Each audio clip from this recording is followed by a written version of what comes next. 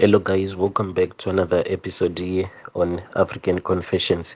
There is a message that I want to share with you guys, and this message it was received by one of our admins. Then the message was forwarded to me. The message reads like this: Hello, my brother, how are you? Can you please post my story as anonymous? I am a 40-year-old South African lady. I have my story that I want to share with you, and just coming here, I feel so hopeless because I have heard that there in Zim, that is where the most powerful healers are. But one time I had a trip and I traveled there after I had been given some direction by this other lady who is also from Zim. And to think that on that trip I went with her, I had bought almost everything for her. I bought some groceries when we were still here in South Africa. I just went with her to Macro and we just bought a lot of groceries. And after that, we then got onto the car. Then we started driving, going to her rural areas. When we arrived in rural areas, I can say that the countryside is very beautiful and it is very different from our country. And I had high hopes because as we were traveling around her village, she was showing me a lot of mountains and she was telling me, like, that mountain, you see that mountain, it is a forbidden mountain. If you go there, you can never return back. So when people were telling me all of those stories, I was really happy that all of these rituals at Tokoloshe that was given to me, I was going to dump it. So we then went to her uncle, who was the said traditional healer, who was said to be very powerful, and I paid these people in full. So I don't know if I should blame them or if I should blame the powers of the Tokoloshe, because when we were there, when the process of me trying to dump that Tokoloshe had started, we went on top of the mountain. So on top of that forbidden mountain, there is sort of like a spring. No one knows where this water comes from. Then that woman's uncle, the one who was a powerful traditional healer, said that we were going to dump the bottle because this Tokoloshe, if you want to see it, it is not like you can see it physically. If you see it, I will be just be holding a bottle, and then that bottle, it is only I that I can see that it is not a bottle, but it is a little human being. And its length, I can say, you see that ruler, the 30-centimeter ruler that kids use in school, that is the length of that Tokoloshe. But when another person just looks at it, they will just see a bottle, and inside that bottle there is a picture of my husband and some oil. I don't know what type of oil it is. I just add that this oil, they use it a lot in India to make some rituals, especially the rituals to bring customers in your shop. So when I was there in Zim trying to dump this creature, then when he tried to dump it in the river, then that spring, it kept on filling up, and as it was filling up the hole, then the bottle, instead of it drowning, then it kept on coming on top of the water. He even tried to tie a stone on that bottle. Then he said that this time around it is going to go inside the hole, but he didn't even get inside the hole. It was always appearing on top of the water. Then he said that it means that this mountain, it had refused, but he was wondering as to why the mountain was refusing, because he said that he had even helped some people whereby they would have killed someone, then they would be troubled by the spirit of that person that they would have killed. So that spring, he said that it accepts all the evils. Anything that is bad, it accepts. Then the thing will go to the bottom of that spring. But as for that bottle, he said that the mountain was refusing to accept it.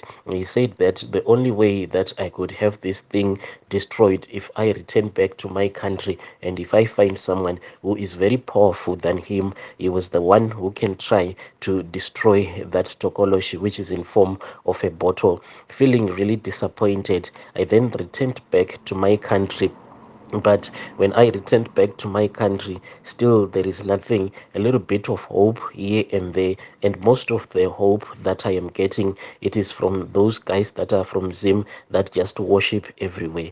I have been going to their churches left, right, and center. And for many years, some of them, they try to destroy this bottle, but it can be destroyed. You can see them burning that bottle, and everyone will say that it is done. This Tokoloshe has been killed. But when I return back, even in my car, if that prophet is not powerful, when it is time for me to return back home, if I just open the door of my car, I will just see that on the passenger seat, that bottle that has the picture of my late husband inside of it, it will be dropped there on the car. It would be dropped there on the passenger seat in my car. I have been struggling a lot. I have offered a lot of people a lot of money so that they can just accept this bottle. But all of them that I have offered the money, they just come back to me and they hand me back this bottle. Most of the people that I have offered a lot of money, it is usually the prophets, even the pastors. I have gone to this other church after I have heard that there was a pastor who was being suspected of doing rituals. So I went to him, and after I had gone to his place, and when I spoke with him, he accepted that bottle because he said that he wants to use it for his church to perform miracles. But he didn't stay with that bottle for a long time. He just returned back to me and he said that his business was now going down because whenever he would be in church with that bottle, he would give people false prophecies. Even now that I am doing this message to you, in the garage there where I park my cars, I just heard a sound like a woman who is speaking. But currently at this place where I am staying, I am just staying alone. As for my domestic worker, she is not even at work, but I just heard someone speaking there in the garage where two of my cars are parked. That is what happens usually when I try to go out to look for work. There are some soft warnings that I am given. Let's say if I say I want to go to KZN or anywhere to get help, maybe I would have already communicated with someone on YouTube or on Facebook. And when I want to get out of the yard, you can see that the tire of the car, you can just have a puncture, or the car will just refuse to start. And I am not talking about cars whereby they are old cars. These are cars that I get from a dealership, brand new cars, which I am the first one to drive the car, but all of a sudden the car will refuse to start. So I once visited this other traditional healer who said that I have to not to ignore all of those warnings when it happens to me, otherwise something bad would happen to me. So maybe that woman that I just heard speaking there in the garage, maybe she is warning me like I'm going to get some help here.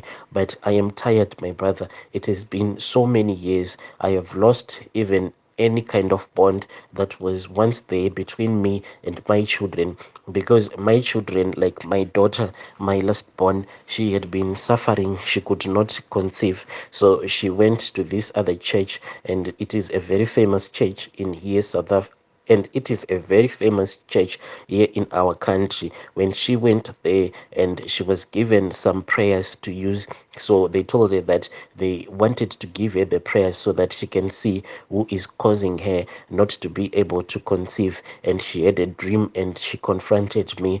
I didn't want to come clean to her. That was why she started hating me, because at church they had told her that all that was needed was prayer and fasting. But on my side, what was needed as well, I just needed to confess to her, because if I was going to confess and I say, yes, my daughter, it is me that is causing you not to have a child, then the prayer and fasting was going to reach the skies, and God was going to answer her prayer, and she was going to have her womb opened up. But it is a difficult thing to sit across the table with your daughter and to tell her that you are the reason as to why you can't make her to conceive. It is just embarrassing. So I refused and I created a lot of drama. So this caused that bond that was there between me and my children to fail. Currently, I'm just a woman who regularly stays alone. If my domestic worker is not here, if I do not have any boyfriend around,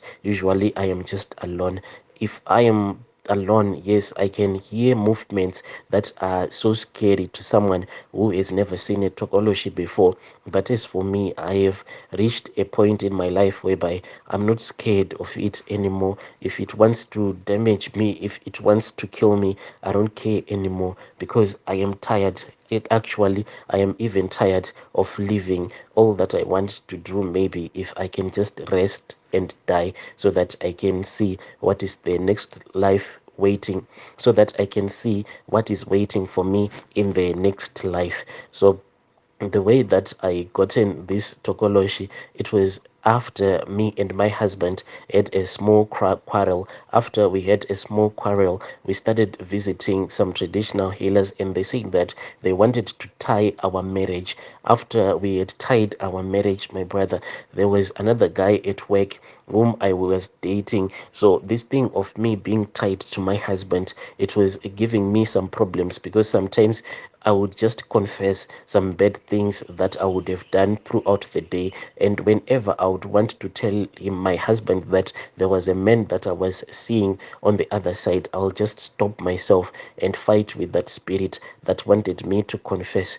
I then returned back to Ubaba and I said, this thing that you did to me and my husband, it is affecting me. I then came clean with to him and I told him that there is a man that I am seeing on the side, and I told him that the reason why I have a guy on the side, it is because his machine, it was not working at all. You know, the high blood pressure and stuff. I got married to a man who was older than I was. So at the time when I was all mature, my husband was way old. So because of high blood pressure and other chronic illness, his machine was not working. So in the home, I was always hungry.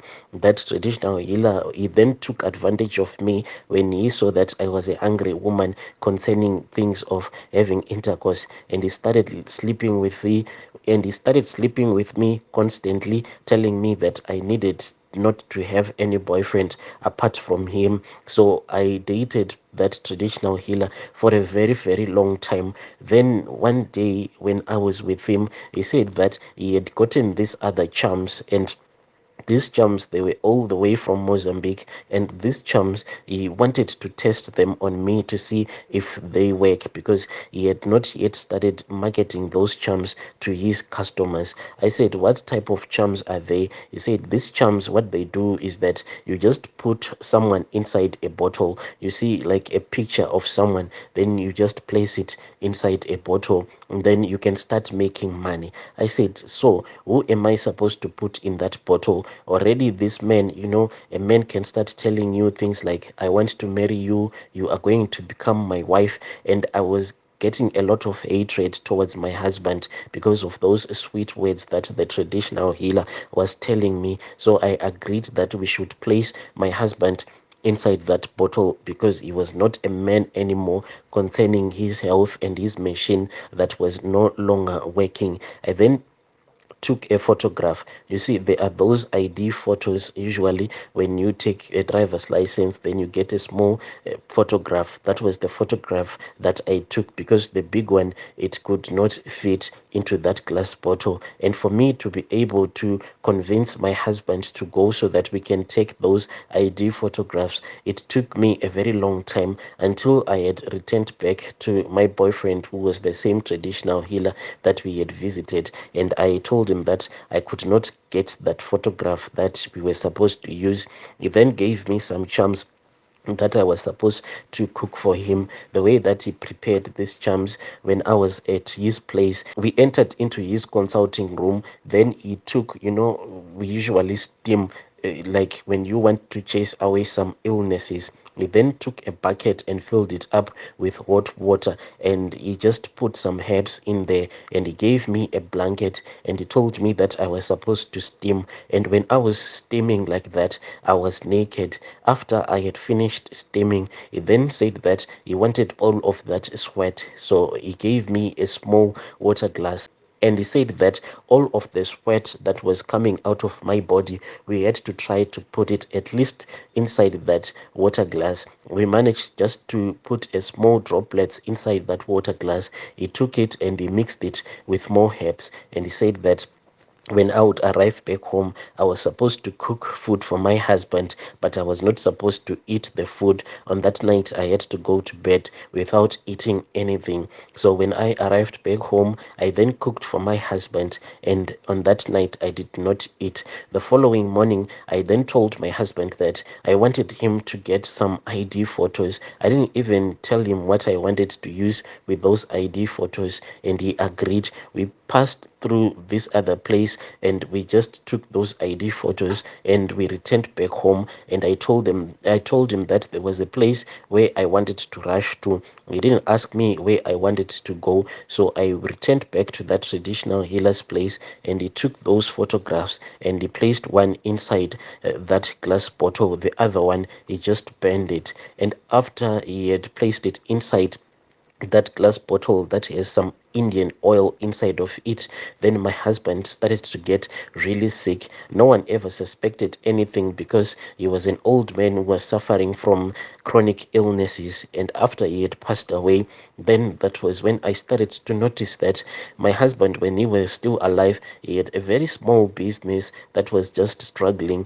And when he died, when I was now operating that business, we can say that that was when I saw the first profit after many, many years. And usually in my dream, I would see my husband coming to me holding a bag. When I would open up the bag, I'll see that there was money in that bag, and he would say that I want you to use this money, use it wisely. I then said, how am I going to use this money wisely? That was when I got the idea that all that I wanted to do was to buy some houses, and then after buying those houses, I can put some tenants in there. So that is the business that I am doing currently, that has managed to give me a lot of money. But the root of the money, it comes from the glass bottle that has the Tokoloshe